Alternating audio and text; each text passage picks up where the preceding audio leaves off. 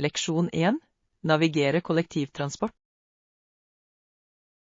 Du kan også ta T-banen eller trikken, avhengig av destinasjonen.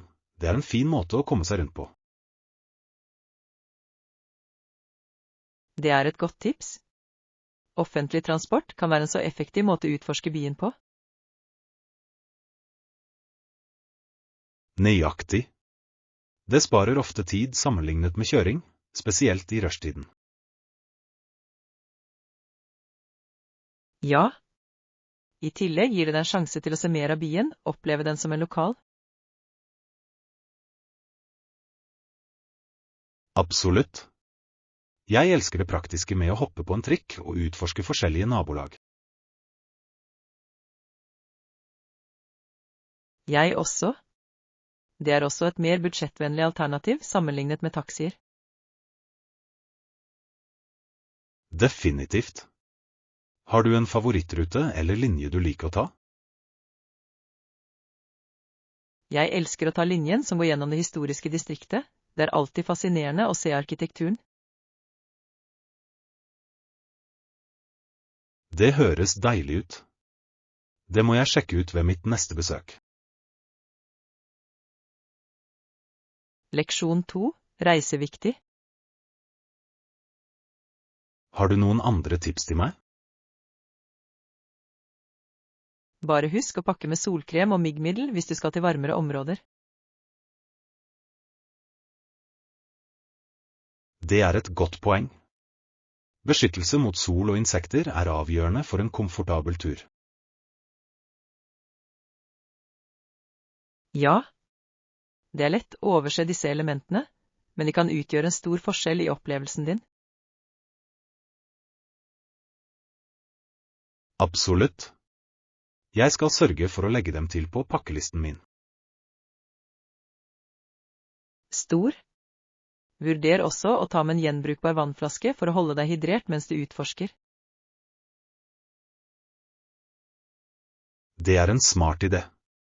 Å holde seg hydrert er nøkkelen, spesielt når du er ute og går hele dagen. Sikkert. La oss også sjekke værmeldingen før du går for å pakke riktig. Godt tenkt. Jeg vil være forberedt på alle værforhold under turen. Leksjon 3. Tekniske problemer. Faktisk hadde jeg noen problemer med telefonen min forrige uke. Det fortsatte å fryse på meg. Å nei. Hva skjedde? Det høres frustrerende ut. Jeg tror det kan ha vært på grunn av en programvareoppdatering som ikke ble installert riktig. Det kan være veldig irriterende. Har du prøvd å starte den på nytt eller rydde litt plass? Ja, det gjorde jeg. Det hjalp litt å starte på nytt, men jeg merket fortsatt noe etterslep. Kanskje det er på tide å se etter en annen oppdatering eller vurdere å tilbakestille den til fabrikkinnstillingene. Det er en god idé. Jeg skal se nærmere på det. Jeg ønsker ikke å håndtere disse problemene under mine reiser. Definitivt. Det er best å få alt til å fungere problemfritt før du drar ut. Jeg setter pris på din hjelp. Jeg skal sørge for å løse dette før turen min. Leksjon 4. Utforske attraksjoner. Er det en ekspresstjeneste tilgjengelig for å komme seg rundt i byen? Ja, vi tilbyr ekspresservice mot en ekstra avgift, noe som er flott for de som ønsker å spare tid. Det høres praktisk ut. Det ville definitivt hjelpe oss å maksimere tiden vår på å utforske attraksjonene. Absolutt. Med ekspresstjeneste kan vi besøke flere steder uten å bekymre oss for å vente for lenge. Er det noen attraksjoner du må besøke du synes vi bør inkludere i reiseruten vår? Jeg tror vi ikke bør gå glipp av de historiske landemerkene. De gir et innblikk i byens rike historie. Det høres fantastisk ut. Jeg har alltid ønsket å se de berømte nettstedene og lære mer om deres betydning. Ja. Hvert av disse stedene forteller en unik historie som virkelig kan berike opplevelsen vår. Jeg gleder meg til å starte denne reisen og utforske alle de utrolige severdighetene sammen. Leksjon 5. Grønnsakspreferanser. Noen mennesker liker egentlig ikke grønne grønnsaker som brokkoli og rosenkål, men jeg liker dem faktisk. Virkelig? Det er interessant. Jeg tror begge deler kan være ganske velsmakende når de tilberedes riktig, spesielt med riktig krydder. Absolutt. Jeg elsker hvor allsidig brokkoli er. Den kan damps, stekes eller til og med blandes i supper. Ja. Og rosenkål har en så fin smak, spesielt når den er karamellisert med litt hvitløk og olivenolje. Nøyaktig. Alt handler om hvordan du forbereder dem. De kan være deilige når de gjøres riktig. Jeg er enig. Det er overraskende hvor mange mennesker går glipp av disse næringsrike grønnsakene på grunn av deres smakspreferanser. Ja. Hvis de bare hadde gitt dem en sjanse, kan de kanskje oppdage en ny favorittrett. Definitivt. La oss prøve å lage en ny oppskrift med disse grønnsakene sammen en gang. Det vil jeg gjerne. Å utforske forskjellige retter kan hjelpe oss å sette enda mer pris på dem. Leksjon 6. Historiske refleksjoner. Sedimentet ved Port Royal i dagens Nova Scotia har en så rik historie, synes du ikke? Ja, det er fascinerende. Selv om Port Royal og andre kolonier hadde svært blandet suksess, er historiene deres så overbevisende. Nøyaktig. Disse tidlige bosetningene sto overfor mange utfordringer og bidro likevel betydelig til historien. Absolutt. Det får deg til å lure på hvor annerledes vår verden ville vært hvis disse koloniene hadde trivdes. Jeg tror å utforske disse historiske stedene kan gi verdifull lærdom for oss i dag. Ja. Å forstå fortiden hjelper oss å sette pris på nåtiden og forme fremtiden vår. Jeg vil gjerne besøke disse historiske stedene og lære mer om deres betydning. Jeg også. La oss planlegge en tur for å utforske historien til tidlige bosetninger sammen. Det høres ut som et eventyr. Jeg kan ikke vente med å dykke ned i den rike kulturen og historiene. – Leksjon 7. Shoppingfunn. Jeg besøkte nylig et marked med et bredt utvalg av produkter. Det var overveldende, men spennende. Det høres fantastisk ut. Hva kjøpte du? Noe spesielt som fanget oppmerksomheten din? Jeg plukket opp noe håndlaget håndverk og unike snacks som er vanskelig å finne andre steder. Det er flott. Jeg elsker å oppdage lokale produkter som gjenspeiler kulturen på stedet. Nøyaktig. Det gjør at handleopplevelsen føles mye mer meningsfull, ikke sant? Ja. Jeg tror det er viktig å støtte lokale håndverkere og bedrifter når vi kan. Absolutt. La oss gjøre det til et mål å utforske flere markeder under våre reiser. Det vil jeg gjerne. Hvert marked har sin egen sjarm og særegne tilbud å oppdage. Jeg gleder meg til å se hvilke skatter vi finner sammen på vårt neste eventyr. Leksjon 8. Hårklippsavgjørelser. Jeg har vurdert å skaffe meg en snarvei, det kan være morsomt og stilig. Det er sant. En kort hårklipp kan virkelig endre utseendet ditt og være mye enklere å administrere. Nøyaktig. Jeg har hørt at kort hår kan være mer praktisk, spesielt i varmt vær. Ja. Det er også en fin måte å friske opp stilen din, og kanskje til og med prøve noe nytt. Jeg er imidlertid litt nervøs for å gjøre en så stor endring. Det er helt forståelig. Kanskje du kan starte med en trim før du går for en full snarvei. Det er en god idé. Det ville hjelpe meg å lette inn i endringen uten å føle meg overveldet. Definitivt. I tillegg kan du alltid gå kortere hvis du liker det første snittet.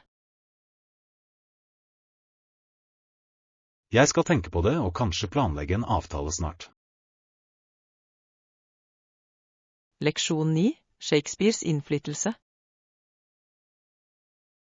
Visste du at Shakespeare så ut til å ha introdusert mange ord til språket? Ja, det har jeg hørt. Det er fascinerende å tenke på hvordan verkene hans har formet engelsk gjennom århundrene. Nøyaktig. Mange frasier som vi sier i dag stammer fra hans skuespill og sonetter. Absolutt. Hans kreativitet med språk er virkelig bemerkelsesverdig og fortsetter å påvirke forfattere i dag. Jeg tror det å diskutere hans innvirkning kan hjelpe oss å sette pris på rikdommen i det engelske språket. Ja. Det er utrolig å se hvordan språket utvikler seg og tilpasser seg over tid. Jeg vil gjerne utforske noen av hans mindre kjente verk og se hvilke nye uttrykk jeg kan oppdage. Det høres ut som en god idé. La oss dykke ned i poesien og skuespillene hans sammen. Jeg kan ikke vente. Dette vil være en morsom måte å utdype vår forståelse av språk og litteratur. Leksjon 10. Effektiv tidsstyring. Jeg har prøvd å administrere tiden min effektivt. Det er viktig å prioritere oppgaver. Absolutt. Å sette prioriteringer bidrar til å sikre at de viktigste oppgavene blir gjort først. Ja. Jeg opplever ofte at å dele opp større prosjekter i mindre deler gjør at de føles mindre overveldende. Det er en smart tilnærming. Den lar deg fokusere på et trinn om gangen og spore fremgangen din. Nøyaktig. Dessuten holder det å feire de små prestasjonene meg motivert til å fortsette. Ja. Jeg tror at å holde seg organisert er nøkkelen til å opprettholde produktiviteten og redusere stress. Jeg jobber med å lage en daglig tidsplan for å hjelpe meg med å holde meg på sporet. Det er en god idé. La oss dele planleggingsteknikkene våre for å hjelpe hverandre med å forbedre seg. Det vil jeg gjerne. Sammen kan vi finne effektive strategier for å administrere tiden vår bedre. Leksjon 11. Kreative utsalgssteder. Ja, det er en fin måte å slappe av og fokusere på noe kreativt, er det ikke? Absolutt. Å engasjere seg i kreative aktiviteter kan være så terapeutisk og tilfredsstillende. Jeg opplever at det lar meg uttrykke tankene og følelsene mine på en annen måte. Ja. Det er utrolig hvordan kreativitet kan gi utløp for følelser vi kanskje ikke uttrykker ellers. Nøyaktig. Enten det er å male, skrive eller lage, er det noe spesielt med å lage. Jeg er helt enig. Det er også en fantastisk måte å koble fra hverdagens stress. Sikkert. La oss få tid til å utforske vår kreative side sammen. Det kan være en morsom opplevelse. Det vil jeg gjerne. Å samarbeide om et prosjekt kan føre til noen interessante resultater. Absolutt. La oss brainstorme noen ideer og se hvor kreativiteten vår tar oss. Leksjon 12. Assistere med ankomstplaner. Selvfølgelig. Jeg hjelper deg gjerne når du ankommer London. Det er så snilt av deg. Når kommer du til London? Jeg lander på en fredag ettermiddag, så jeg har hele helgen til å tilbringe med deg. Perfekt. Det vil være flott å vise deg rundt og introdusere deg for noen lokale favoritter. Jeg gleder meg. Er det noen spesifikke steder du synes jeg bør se først? Absolutt. Vi bør starte med de ikoniske landemerkene som Tower of London og Buckingham Palace. De høres ut som attraksjoner du må se. Jeg gleder meg til å utforske dem sammen med deg. Ja. I tillegg kan vi finne noen koselige steder og ta en matbit underveis. Det høres ut som en perfekt plan.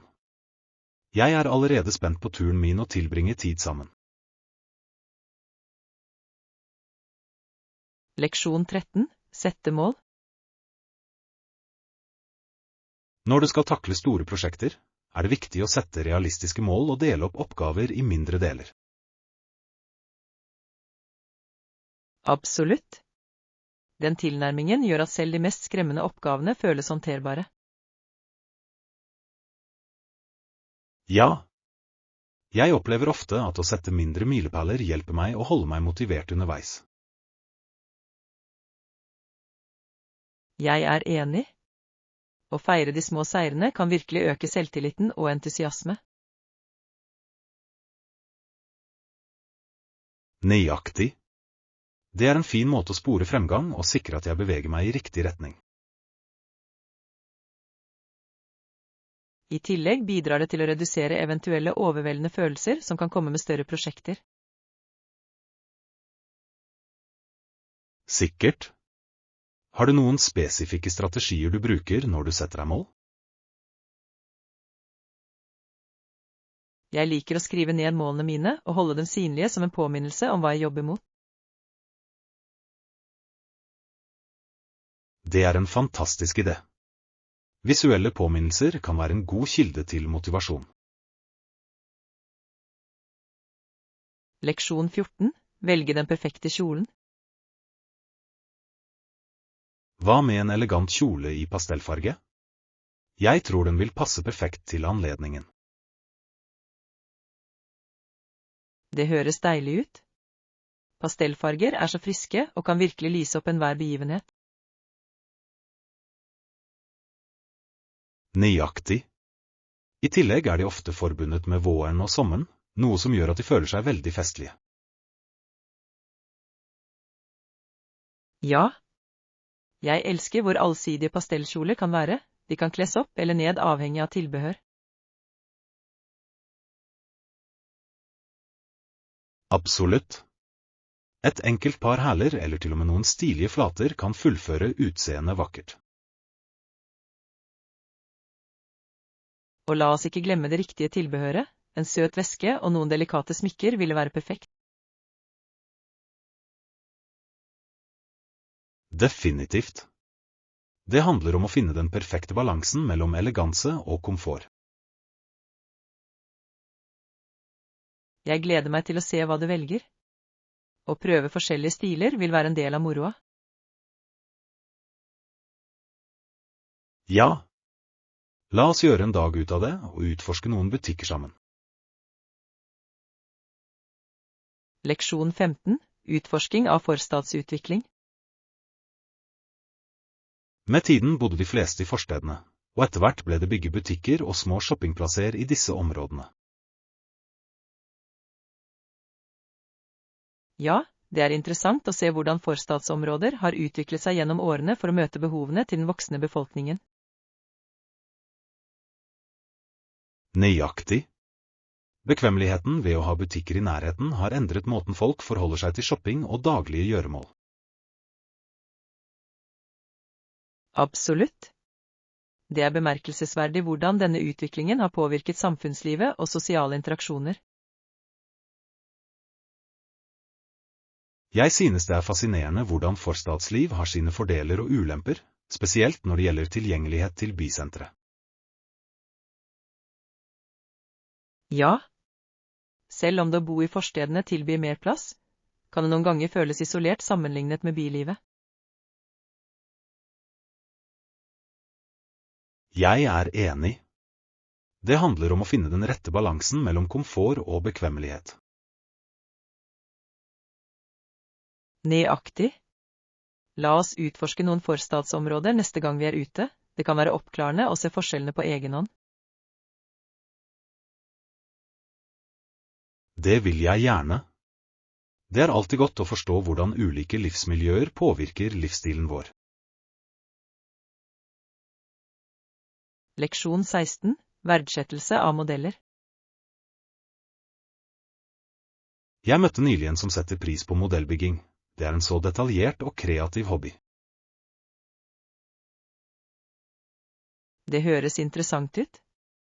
Modellbygging krever mye tålmodighet og oppmerksomhet på detaljer, ikke sant? Absolutt. Jeg beundrer hvordan dyktige modellprodusenter kan lage slike intrikate design fra bunnen av. Ja. Det er fascinerende å se hvordan de kan bringe sine visjoner til live, enten det er bygninger, kjøretøy eller landskap. Jeg tror det kan være en morsom aktivitet for oss å prøve sammen. Vi kunne til og med utveksle bilder av fremgangen vår. Det er en god idé. Det ville vært underholdende å dele tips og teknikker mens vi jobber med modellene våre. Nøyaktig. Dessuten ville det vært givende å se hvordan kreasjonene våre blir til slutt. Jeg kan ikke vente. La oss samle litt materialer og sette en dato for å starte vårt modelleventyr. Høres perfekt ut. Jeg gleder meg til å være kreativ sammen. Leksjon 17. Innendørsaktiviteter. Hva med å se en film eller spille brettspill med venner denne helgen? Det høres ut som en fantastisk idé. Det er alltid hyggelig å ha en avslappet kveld fylt med latter og moro. Nøyaktig. Vi kunne velge en klassisk film og ha et lite filmmaraton. Ja. Og vi kan blande det opp med noen brettspill for litt vennlig konkurranse mellom filmene.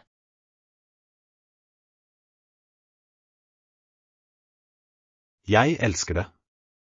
Og spillespill er en fin måte å engasjere alle og skape minneverdige øyeblikk. Absolutt. I tillegg er snacks et must for både filmer og spillkvelder. Definitivt. La oss lage popcorn og kanskje til og med bestille pizza for å holde alle fornøyde. Perfekt. Jeg gleder meg til å henge ut og nyte en koselig kveld med venner. Jeg også. Det kommer til å være en fantastisk måte å slappe av og koble seg på igjen. Leksjon 18. Basketballmilepæler. Etter å ha vunnet NBAs Rookie of the Year-utmerkelse, begynte Jordan raskt å signere en rekke godkjenningsavtaler. Det er imponerende. Det er utrolig å se hvordan talent kan åpne så mange dører i sportsbransjen. Nøyaktig.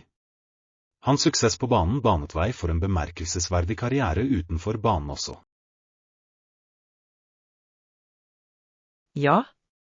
Det er fascinerende hvordan idrettsutøvere kan utnytte sin berømmelse til å skape blomstrende forretningsforetak. Jeg tror det er et godt eksempel på hvordan hardt arbeid og dedikasjon kan føre til flere muligheter. Absolutt. Jordans innflytelse strekker seg utover basketball. Han har blitt et globalt ikon. Ja. Merkevaren hans har endret måten vi ser på sportsmarkedsføring fullstendig. Jeg vil gjerne lære mer om hvordan han bygde merkevaren sin, og hvilke strategier han brukte. La oss undersøke det sammen. Det ville vært interessant å se hvordan vi kan bruke disse lærdommene til våre egne mål. Leksjon 19. Nyte utendørs. Jeg håper det holder seg fint ute. Jeg vil gjerne nyte noen utendørsaktiviteter denne helgen. Jeg også. Det ville vært flott å tilbringe tid ute, slikke sol og frisk luft. Nøyaktig. Enten det er fotturer, sykling eller bare en piknik, kan det være så forfriskende å være utendørs. Absolutt. Jeg finner ut at naturen har en måte å løfte humøret mitt og rense tankene. Ja. La oss planlegge noe morsomt, som en tur til parken eller en sti i nærheten. Det høres perfekt ut. Å være aktiv utendørs er en fin måte å slappe av og nyte skjønnheten rundt oss. Jeg er enig. I tillegg er det en mulighet til å koble fra teknologien og koble til naturen igjen. Definitivt. La oss sørge for å pakke litt snacks og drikke til vårt utendørseventyr. Jeg kan ikke vente. Det vil være en fantastisk måte å få mest mulig ut av det nydelige været. Leksjon 20. Spektakulære landskap. Det fantastiske landskapet og sjansen til å se nordlyset er utrolige grunner til å besøke nordover. Absolutt. Oppleve nordlyset er definitivt på min bucketlist. Det ser magisk ut. Ja. Jeg har sett så mange fotografier av de livlige fargene som danser på himmelen. Det må være fantastisk personlig. Jeg kan bare forestille meg. Det er et av de naturlige underverkene du må se for å tro. Nøyaktig. La oss planlegge en tur til et sted hvor vi kan være vitne til dette fenomenet sammen. Det høres fantastisk ut. Jeg vil gjerne utforske det vakre landskapet sammen med lysene. Vi kunne til og med gå på fotturer om dagen for å nyte naturen før himmelen lyser opp om natten. Ja. Det ville være det perfekte eventyret, som kombinerer naturutforskning med et fantastisk lysshow. Jeg gleder meg til å begynne å planlegge denne turen. Det kommer til å bli uforglemmelig. Leksjon 21. Økonomiske mål. For å nå dine økonomiske mål er det viktig å ta ting sakte, men sikkert. Det tar tid og dedikasjon. Jeg er helt enig. Å sette realistiske milepæler kan bidra til at reisen føles mer håndterlig. Nøyaktig. Jeg opplever ofte at å bryte ned et større mål i mindre trinn holder meg motivert.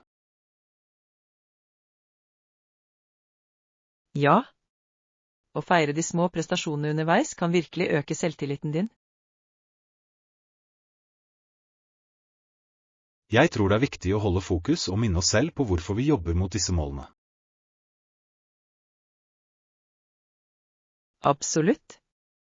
Å føre en visjonstavle eller journal kan bidra til å opprettholde dette fokuset og motivasjonen. Det er en god idé. Jeg vil begynne å spore fremgangen min og justere planene mine etter behov. Jeg vil gjerne støtte deg i det. La oss sjekke inn regelmessig for å dele fremgangen vår og oppmuntre hverandre. Jeg er spent. Sammen kan vi hjelpe hverandre med å holde ansvar og nå våre økonomiske drømmer.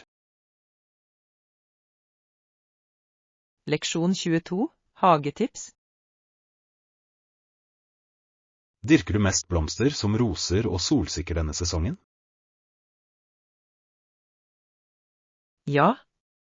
Jeg synes at de gir så mye farge og liv til hagen, og de er relativt enkle å ta vare på. Det høres vakkert ut. Jeg elsker hvordan levende blomster kan lyse opp ethvert rom. Absolutt. I tillegg liker jeg prosessen med å pleie dem og se dem blomstre. Har du noen tips for å holde dem friske gjennom hele vekstsesongen? Definitivt. Regelmessig vanning og sikre at de får nok sollys er nøkkelfaktorer for suksess. Det skal jeg huske på. Jeg tror det også er viktig å sjekke for skadedyr regelmessig for å unngå skade. Ja. Å holde øye med eventuelle problemer kan spare mye trøbbel på veien. Jeg gleder meg til å se hagen din i full blomst. Det høres ut som det kommer til å bli fantastisk. Leksjon 23, morgenhilsener. God morgen. Jeg håper du har det bra i dag. God morgen. Ja, det er jeg. Hva med deg? Jeg har det bra, takk. Jeg er spent på hva dagen har i vente for oss. Jeg også. Jeg tror det kommer til å bli en produktiv dag fylt med muligheter. Absolutt. La oss få mest mulig ut av det og takle planene våre sammen. Ja. Jeg gleder meg til å se hva vi får til på slutten av dagen. Jeg føler meg positiv til det. La oss sette noen mål og komme i gang. Flott idé. Sammen kan vi gjøre dagen helt spesiell. Jeg er klar. La oss dykke ned i oppgavene våre og nyte dagen som kommer. Leksjon 24, innsjekkingsplaner. Jeg tenkte på turen vår, og jeg vil gjerne sjekke inn den 15. og sjekke ut den 18. Det høres flott ut. Har du allerede bestilt hotellet for disse datoene? Ikke ennå, men jeg vil sørge for at vi får et godt rom. Hva synes du? Absolutt. Det er viktig å finne et sted som passer våre behov og preferanser. Jeg er enig. Bør vi se etter fasiliteter som basseng eller frokost inkludert? Ja, det er definitivt fordeler vi bør vurdere. Hva med plasseringen? Å være nær attraksjonene ville være ideelt, ikke sant? Sikkert. Det vil spare oss for tid og gjøre turen vår morsommere. Har du noen spesifikke hoteller i tankene vi bør sjekke ut? Leksjon 25, designsammenlikninger. Stor. Ikke glem å ta deg tid til å sammenligne design og priser for antrekkene våre. Selvfølgelig. Det er viktig å finne de beste tilbudene uten å gå på akkord med stilen, ikke sant? Nøyaktig. Jeg vil at vi skal se bra ut uten å bryte banken. Bør vi sette et budsjett for hvert antrekk for å holde seg på sporet? Det er en smart idé. Det vil hjelpe oss å unngå overforbruk. Perfekt. La oss lage en liste over hva vi trenger før vi begynner å handle. Avtalt. På den måten kan vi fokusere på å finne det essensielle først. Og vi kan alltid utforske noen trendy ting hvis vi har tid. Ja. Det blir morsomt å se hvilke nye stiler som finnes der ute. Leksjon 26. Helårsturisme. Du vet, turismen blomstrer her siden klimaet er godt hele året. Det er sant. Det gjør det til et flott reisemål for besøkende når som helst, ikke sant? Definitivt. Jeg elsker hvor varierte aktivitetene kan være gjennom sesongene. Absolutt. Enten det er fotturer om sommeren eller ski om vinteren, det er noe for enhver smak. Det er fascinerende hvordan dette stedet tiltrekker seg turister fra hele verden. Jeg har møtt så mange interessante mennesker under mine reiser her. Jeg også. Det er alltid spennende å dele erfaringer med andre. Og den lokale kulturen er så levende at den forsterker hele opplevelsen. Jeg er helt enig. Det gjør eventyrene våre desto mer minneverdige. Leksjon 27. Forstå bilbevegelse. Har du noen gang tenkt på hvordan dreiebevegelsen i en aksel kobles til hjulene? Ja. Det er fascinerende hvordan bilen beveger seg fremover når hjulene går. Nøyaktig. Det er som en velsmurt maskin som fungerer i perfekt harmoni. Og det er utrolig hvordan hver del spiller sin rolle i å gjøre bilen funksjonell. Det er det virkelig. Mekanikken bak den er ganske intrikat. Jeg elsker å lære om hvordan ting henger sammen.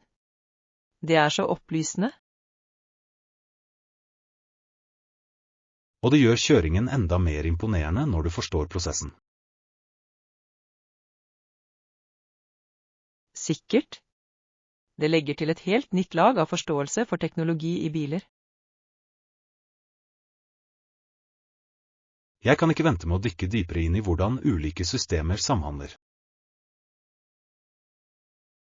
Leksjon 28. Sport og det 20. århundres boom. Visste du at de populære løpene falt sammen med den sene 1900-tallsboomen i sports- og treningsbransjen? Ja. Det er utrolig hvordan denne perioden påvirker treningskulturen. Absolutt. Flere ble klar over viktigheten av å holde seg i aktivitet.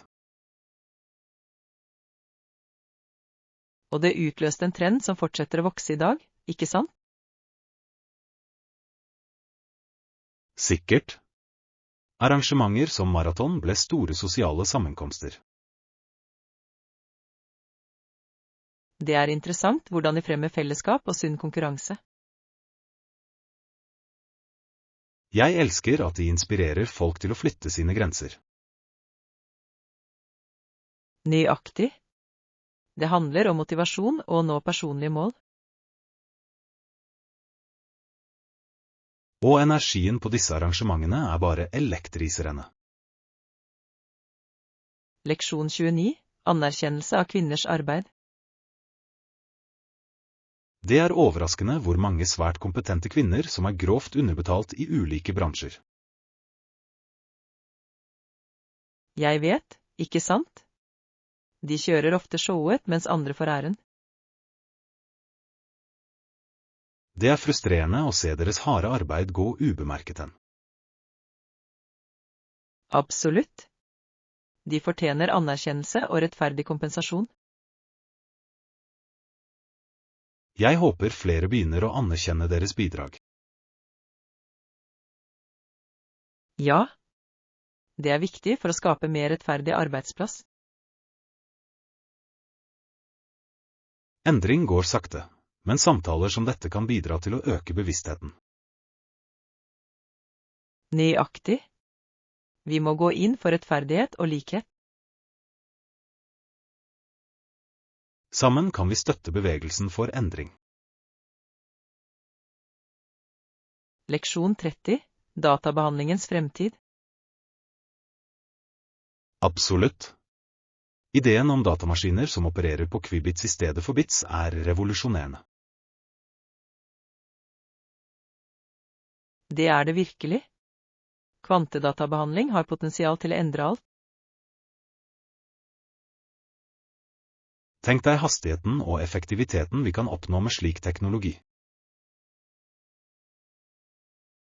Ja, det kan løse komplekse problemer mye raskere enn tradisjonelle datamaskiner. Og det åpner døren for fremskritt vi ikke engang kan forutse ennå. Jeg er spent på mulighetene. Hva tror du det første store gjennombruddet blir? Det er vanskelig å si, men jeg tror det vil påvirke felt som medisin og kryptografi. Det gir mening. Implikasjonene er enorme og spennende, er det ikke? Absolutt. Vi er på randen av en teknologisk revolusjon. Leksjon 31. Minneverdige dyremøter. Jeg har alltid hatt en morsom og interessant tid i dyrehagen. Noen av dyrene var veldig store, var det ikke? Ja. Det er fascinerende å se slike majestetiske skapninger på nært hold. Jeg elsker hvordan hvert besøk føles som et nytt eventyr med så mye å utforske. Nøyaktig. Hvert dyr har sin egen unike historie å fortelle. Og det pedagogiske aspektet gjør det enda mer verdt. Jeg er enig. Å lære om deres habitater og atferd er så berikende. I tillegg er det en fin måte å oppmuntre til bevaringsarbeid. Ja. Vi kan gjøre en forskjell ved å støtte dyrelivsbevaring. La oss planlegge et nytt besøk snart. Jeg gleder meg til å se mer. Leksjon 32. Harriets reise. Dette stedet ga liv for nyankomne, og Harriet foretok omtrent 11 turer fra Canada. Det er utrolig. Hennes engasjement gjorde virkelig en forskjell for mange mennesker. Absolutt. Det er inspirerende å se et slikt engasjement for å hjelpe andre. Det må ha vært utfordrende, men likevel givende å hjelpe så mange. Ja, og historien hennes er en påminnelse om virkningen en person kan ha. Det er utrolig hvordan vennlighet kan skape en ringvirkning i et fellesskap. Jeg håper flere hører om reisen hennes. Det er viktig å dele disse historiene. Definitivt. De inspirerer oss til å være medfølende og proaktive. Sammen kan vi hedre hennes arv ved å fortsette arbeidet hennes. Leksjon 33. Kjøpe klær. Det er perfekt. Jeg trenger noen nye klær. Er det noe annet som har vært å sjekke? Ja. Det er alltid godt å utforske noen forskjellige butikker for variasjon. Jeg er enig. Noen ganger er de beste funnene på uventede steder. Nøyaktig. I tillegg kan vi oppdage nye stiler vi ikke hadde vurdert. Bør vi se etter sesongvarer eller fokusere på nødvendigheter? En blanding av begge ville være ideelt. Vi bør planlegge for allsidighet. Flott idé. På den måten vil vi være forberedt på enhver anledning. Og det vil også gjøre det mye enklere å pakke for turen vår. Absolutt. La oss lage en liste over hva vi trenger før vi drar ut. Leksjon 34. Sjømatglede. Jeg tror jeg skal prøve sjømatfatet. Det høres deilig ut og representerer den tradisjonelle retten i regionen perfekt. Det er et godt valg. Sjømat er ofte et høydepunkt i kystområder, er det ikke? Absolutt. Jeg elsker hvor frisk og smakfull den kan være. Hva med deg? Jeg vurderer noe litt lettere, kanskje en salat med lokal fisk. Det høres forfriskende ut. Det er fint å balansere tyngre retter med lettere alternativer. Nøyaktig. Og det gir oss en sjanse til å smake på forskjellige smaker fra regionen. Jeg gleder meg til å dele tallerken med deg. Det blir morsomt å utforske sammen. Ja. Å dele mat bidrar alltid til opplevelsen, tror du ikke? Sikkert. Mat bringer virkelig mennesker sammen og skaper varige minner. Leksjon 35. Kunstneriske teknikker. Jeg har lest om litografi, og det er fascinerende hvordan denne prosessen ble populær i nord for å lage trikk. Det er virkelig interessant. Litografi gir mulighet for så detaljerte skildringer av senere hendelser, ikke sant? Ja. Evnen til å overføre bilder til papir på en så presis måte er en sann kunstform. Og det åpnet nye veier for kunstnere til å uttrykke sin kreativitet. Nøyaktig. Det er utrolig hvordan teknologi kan transformere kunst og tilgjengelighet. Jeg lurer på hvor mange kjente kunstnere som har brukt litografi i sitt arbeid. Ganske mange, tror jeg. Det er en rik del av kunsthistorien som fortjener mer oppmerksomhet. Absolutt. La oss utforske noen kjente litografier sammen en gang. Flott idé. Det blir morsomt å dykke inn i en verden av trikk og skaperne deres. Leksjon 36. Forberede rommet. Det høres ut som en god idé. Hvordan bør jeg forberede plassen for prosjektet vårt? Først bør vi rydde ut alt rot for å skape et rent arbeidsområde. Høyre. En ryddig plass vil hjelpe oss å fokusere bedre og bli mer produktive. Nøyaktig. Etter det kan vi samle alt materialet vi trenger. Bør vi lage en liste for å sikre at vi ikke glemmer noe viktig? Ja. En sjekkliste er en fin måte å holde seg organisert og effektiv. Jeg begynner å notere ned hva vi kan trenge til prosjektet. Perfekt. Når vi har alt klart, kan vi dykke rett inn. Jeg er spent på å komme i gang og se hvordan det hele henger sammen.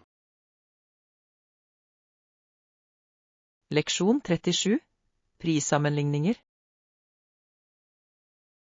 Vi bør sammenligne priser på tvers av forskjellige nettsteder for å finne de beste tilbudene. Det er et smart trekk.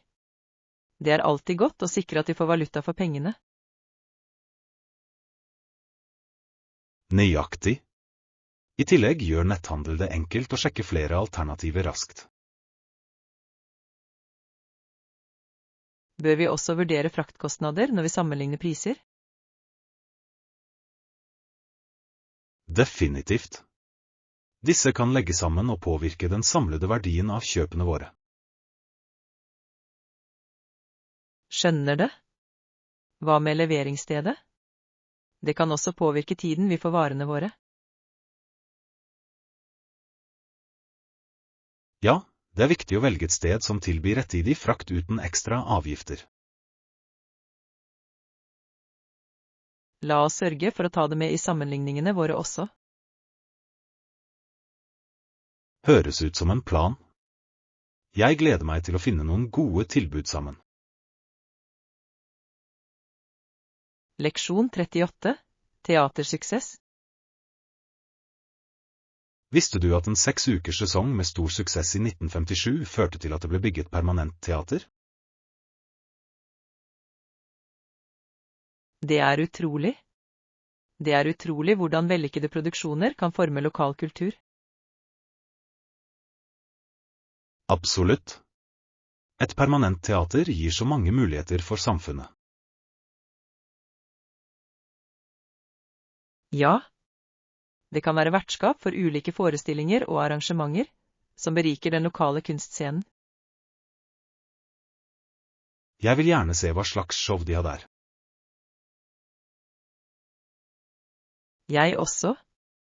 Det ville vært spennende å oppleve liveopptredener regelmessig.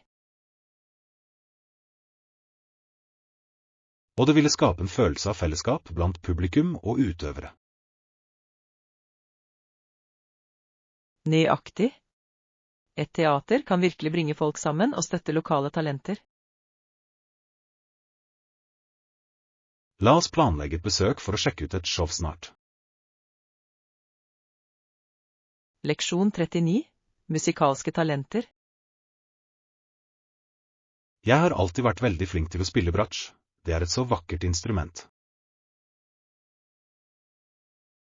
Det er fantastisk. Bratsjen har en så fyldig, varm lyd som tilfører musikken dybde. Jeg er helt enig. Jeg har også tatt flere sangtimer for å forbedre mine musikalske ferdigheter. Det høres ut som en fantastisk kombinasjon. Sang kan virkelig utfylle instrumentelle ferdigheter. Ja. Det hjelper med å forstå melodier og harmonier bedre.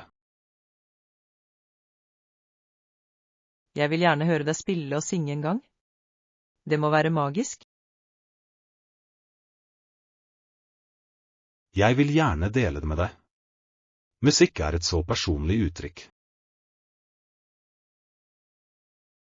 Absolutt. Det kan formidle følelser på måter ord noen ganger ikke kan.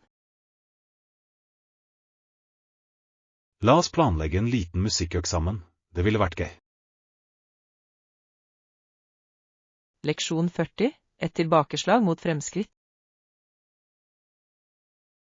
Det er bekymringsfullt å se et voldelig tilbakeslag mot fremskritt kvinner har gjort de siste 20 årene. Ja, det er alarmerende hvor raskt fremgang kan utfordres eller reverseres. Absolutt. Det er avgjørende å fortsette å gå inn for likestilling og kvinners rettigheter. Jeg er helt enig. Vi må erkjenne viktigheten av å støtte hverandre. Det er viktig å stå imot enhver form for diskriminering og fremme forståelse. Ja. Samtaler som dette er avgjørende for å øke bevisstheten og drive endring. Sammen kan vi gjøre en forskjell og presse tilbake mot negativitet. Nøyaktig. La oss forplikte oss til å være allierte og støtte hverandre på alle måter vi kan. Jeg er med. Det er på tide å ta grep og fremme et mer inkluderende samfunn. Leksjon 41. Tjenesteoppfatning. Jeg har lagt merke til at hilser gir effekten av å ha flere tjenestemenn enn Walmart egentlig har. Det er en interessant observasjon. Det skaper en oppfatning av bedre kundeservice, ikke sant? Ja, det kan få en butikk til å føle seg mer imøtekommende og oppmerksomme på kundene. Nøyaktig. men det er viktig å sikre at den faktiske tjenesten samsvarer med den oppfatningen. Absolutt. Hvis kunden ikke får hjelp når de trenger det, kan det være frustrerende. Jeg er enig. Det er viktig for butikker å tilby tilstrekkelig personale for å møte kundenes behov. Skal vi sammenligne det med mindre varehus? De har ofte mer personlig service. Det er sant. Mindre butikker kan skape en mer intim handleopplevelse. La oss holde øye med disse forskjellene neste gang vi handler. Leksjon 42, speedkasting. Enda en feltbegivenhet kalles speedkast, hvor idrettsutøvere prøver å kaste en speedlignende gjenstand så langt som mulig. Det stemmer. Det krever styrke, teknikk og presisjon for å utmerke seg i dette arrangementet. Absolutt. Det er fascinerende å se hvordan idrettsutøvere trener for å forbedre kastene sine. Ja. Teknikken som er involvert kan i stor grad påvirke avstanden de oppnår. Jeg elsker å se konsentrasjonen og fokusere på ansiktene deres under konkurranse. Det er spennende å se dem i alt i et så konkurransedyktig miljø. Og spenningen fra mengden øker adrenalinet i øyeblikket. Definitivt. Det skaper en følelse av fellesskap og støtte for utøverne. La oss ta en speedkonkurranse sammen en gang. Det blir spennende. Leksjon 43, sushiforberedelse. Jeg gleder meg til å lage sushi. Ikke glem å ta en bambus sushimatte. Det er viktig for å rulle. Absolutt. Den matten gjør prosessen så mye enklere og penere, ikke sant? Ja. Det bidrar til å skape stramme og jevne rundstykker, som er nøkkelen til god sushi. Og vi bør samle alle de gjenværende ingrediensene for å sikre at vi har alt vi trenger. Høyre. Fersk fisk, ris og grønnsaker er must-haves for en flott sushiopplevelse. Bør vi også vurdere noen dipsauser for å forsterke smakene? Definitivt. Soyasaus og wasabi kan virkelig heve smaken på sushien. Jeg kan ikke vente med å komme i gang. Det kommer til å bli et morsomt matlagingseventyr. Ja. La oss gjøre det til en sushikveld å huske. Leksjon 44, medlemsfordeler. Det er flott at stedet er overkommelig for vanlige besøk, som virkelig gjør det tilgjengelig for alle. Absolutt. Når en tjeneste er budsjettvennlig, oppmuntrer det flere til å delta i aktiviteter regelmessig. Og jeg hørte at de tilbyr forskjellige medlemsalternativer, noe som kan være veldig tiltalende. Ja, å ha ulike medlemskapsplaner lar enkeltpersoner velge det som passer dem best. Nøyaktig. Den imøtekommer ulike behov og preferanser, noe som gjør den til et fleksibelt valg. I tillegg kan det skape en følelse av fellesskap blant medlemmer som besøker ofte. Sikkert. Det er hyggelig å se kjente fjes og bygge forbindelser over tid. Og disse forbindelsene kan føre til morsomme opplevelser og nye vennskap. La oss definitivt vurdere å registrere deg for et medlemskap. Det kan være verdt det. Leksjon 45, bygge et sandslott. Når du bygger et sandslott, er det viktig å starte med våt sand for å skape en solid base. Absolutt. Våt sand holder mye bedre sammen og bidrar til å holde strukturen intakt. Ja, uten et solid fundament kan slottet kollapse før det i det hele tatt er ferdig. Nøyaktig. Det er utrolig hvordan riktig teknikk gjør hele forskjellen når det gjelder å skape noe vakkert. Å legge sanden på riktig måte kan forbedre slottets generelle utseende. Definitivt. Det handler om å ta deg tid og være tålmodig med prosessen. Jeg elsker hvordan det kan være både morsomt og kreativt å bygge et sandslott. Jeg også. Det er en fin måte å nyte stranden på mens det uttrykker vår kunstneriske side. La oss planlegge en dag på stranden snart, slik at vi kan bygge den sammen. Leksjon 46. Effektene av et sverd. Har du noen gang opplevd negative effekter av stress eller angst, nesten som et tveegget sverd? Ja, noen ganger føler jeg meg overveldet, og det føles som om jeg kjemper mot meg selv. Nøyaktig. Det er tøft når stress enten kan motivere oss eller holde oss tilbake. Jeg er enig. Det handler om å finne den balansen og håndtere følelsene våre effektivt. Noen ganger kan bare å anerkjenne disse følelsene hjelpe til med å behandle dem. Ja. Å snakke om det med noen kan gjøre en stor forskjell. Det gjør det virkelig. Støtte fra venner kan lette belastningen vi bærer. Og det er viktig å minne oss selv på at det er greit å føle det slik noen ganger. Definitivt. Vi er alle mennesker, og å dele kampene våre kan fremme forståelse og medfølelse. Leksjon 47. Lagdeling av farger. Når du maler, er det viktig å ta deg god tid. Å legge fargene lagvis og blande dem pent kan skape fantastiske effekter. Absolutt. Rusing kan føre til gjørmete farger og et mindre polert utseende. Nøyaktig. Tålmodighet lønner seg til slutt, ikke sant? Ja.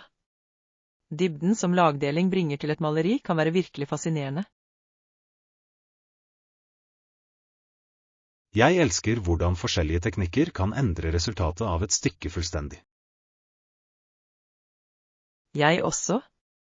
Det er fascinerende å eksperimentere og finne ut hva som fungerer best for oss. I tillegg er det en fantastisk måte å uttrykke oss selv og følelsene våre gjennom kunst. Nøyaktig. La oss planlegge en maløk sammen snart, det kan bli veldig gøy. Flott idé. Jeg er spent på å se hva vi lager sammen. Leksjon 48. Jobbmålretting. Jeg er i samme båt som deg. Jobbsøking kan være ganske utfordrende. Det kan virkelig være. Hva slags jobb sikter du mot i søket ditt? Jeg ser etter stillinger innen markedsføring, spesielt roller som fokuserer på digitale strategier. Det høres spennende ut. Digital markedsføring er et voksende felt akkurat nå. Ja, og jeg elsker kreativiteten som er involvert i å lage kampanjer og engasjere publikum.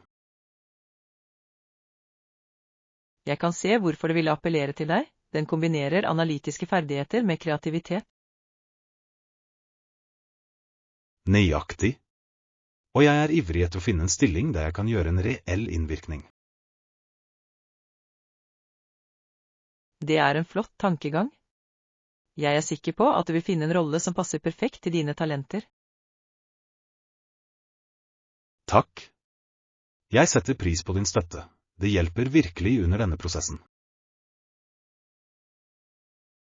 Leksjon 49, gap mellom felt. Det ser ut til at litterære mennesker beveger seg lenger og lenger bort fra forskere og ingeniører i disse dager. Ja, det er interessant hvordan ulike felt noen ganger sliter med å få kontakt med hverandre. Nøyaktig. Få forskere eller ingeniører ser ut til å lese litteratur, og omvendt. Det synes jeg er uheldig, fordi begge områdene har så mye å tilby hverandre. Absolutt. Skjæringspunktet mellom vitenskap og litteratur kan føre til utrolige innovasjoner. Ja. Det kan også berike begge feltene ved å fremme en bredere forståelse av verden. Jeg skulle ønske det var flere tverrfaglige programmer for å bygge bro over det gapet. Det ville vært fantastisk. Samarbeid kan inspirere til nye ideer og perspektiver. La oss gå inn for flere forbindelser mellom disse disiplinene. Det kan være oppklarende. Leksjon 50, San Francisco Beauty. Noen ganger er et problem lenger nord byen San Francisco. Det er et av de vakreste stedene, er det ikke? Absolutt. Golden Gate Bridge og de bølgende åsene gjør den så pittoresk. Ja, og den mangfoldige kulturen og historien legger så mye karakter til byen. Jeg elsker den pulserende kunstscenen der. Det fanger virkelig kreativitet en sånn. Definitivt. Det er et sted hvor innovasjon og tradisjon blander seg sømløst. I tillegg er matscenen utrolig. Det er noe for enhver smak. Nøyaktig. Jeg kan ikke vente med å utforske de forskjellige nabolagene og deres unike tilbud. La oss planlegge en tur dit snart. Jeg vil gjerne oppleve alt sammen med deg. Høres perfekt ut. Jeg gleder meg allerede til eventyret vårt.